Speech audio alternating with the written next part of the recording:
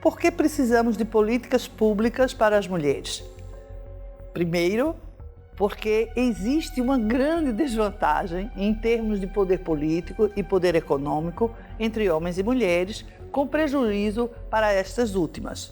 Depois, porque uma democracia representativa que não apresenta uma representação efetiva de mais de 50% da sua população, como acontece no Brasil, não cumpre com a missão constitucional de efetivar a igualdade entre homens e mulheres. De posse desta informação, temos que priorizar a discussão sobre as desvantagens a que estão submetidas as mulheres, sobre a gravidade do fato de, no presente, 86 anos depois da conquista do voto feminino, as mulheres ainda terem uma representação política de apenas 15% na Câmara Federal e Assembleias Legislativas Estaduais, sendo que no Senado Federal e nas câmaras municipais essa representação é ainda menor, em torno de apenas 13%. No campo do executivo, as coisas não são diferentes. Em toda a história do Brasil, apenas uma mulher, Dilma Rousseff, foi eleita presidenta da República em 2010 e reeleita em 2014. Para a governadora, nos 27 estados brasileiros, durante os 131 anos da República, apenas 8 mulheres foram eleitas. Rosiana Sarney, no Maranhão, Ieda Cruzes, no Rio Grande do Sul, Rosa Garotinho, no Rio de Janeiro, Vilma de Farias, no Rio Grande do Norte, Ana Júlia, no Pará, Rosalba Ciarline, também no Rio Grande do Norte, Sueli Campos, em Roraima e Fátima Bezerra, no Rio Grande do Norte. No Executivo Municipal, os resultados das últimas eleições falam alto da mesma desigualdade. Dos 5.570 municípios, apenas 11,9% elegeram mulheres para o posto de prefeita. Mudar este cenário deprimente é urgente para a saúde da nossa democracia e para a vida das mulheres. Como sabemos, o momento das eleições é a primeira hora de escolher definições de políticas públicas por parte da população. O voto neste candidato ou naquela candidata depende do que eles declaram em seus palanques, no horário eleitoral e em todo o material da campanha. É comum se dizer que o compromisso da candidata com a democracia ou com o autoritarismo começa no programa que ela apresenta. Por isso, a compreensão ampla e profunda relativa aos processos e leis que nos tornaram brasileiros e brasileiras desiguais é fundamental para que a candidata possa falar ao sentimento da nossa população, às suas necessidades e aspirações. A população em geral deseja políticas públicas que contribuam para o seu bem-estar, para a sua educação, para a sua saúde. E as mulheres, que são mais de 50% da população, querem isso. Porém, precisam de algo mais para sanar as discriminações que lhes foram impostas no passado e poderem hoje usufruir em igualdade de condições com os homens das políticas públicas.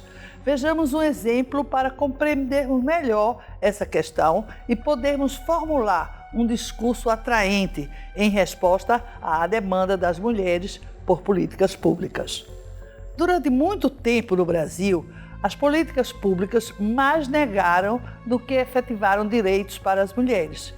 A Carta Imperial de 1827 se constitui na primeira política pública de educação dirigida às mulheres no Brasil. Nela, o imperador instituía a possibilidade de existir escola para as mulheres, mas deixava, no entanto, nas mãos da autoridade local a decisão de criar a escola e do pai de família mandar a filha estudar.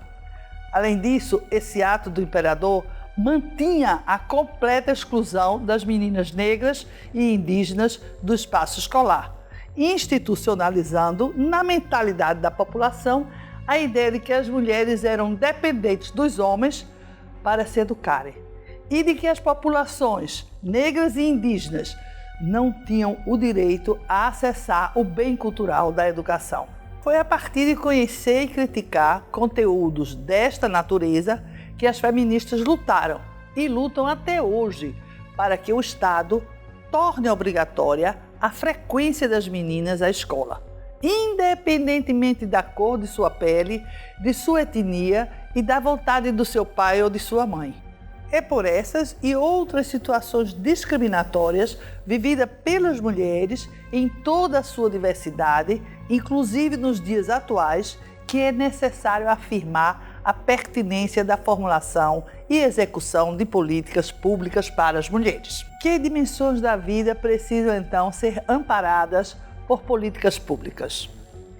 Hoje, em vigor as determinações da Constituição Cidadã, o Estado brasileiro, nas esferas local, estadual e federal, tem o papel de garantidor do bem-estar social, também mediante a reparação das perdas e danos causadas por este mesmo Estado no exercício do poder de seus governos.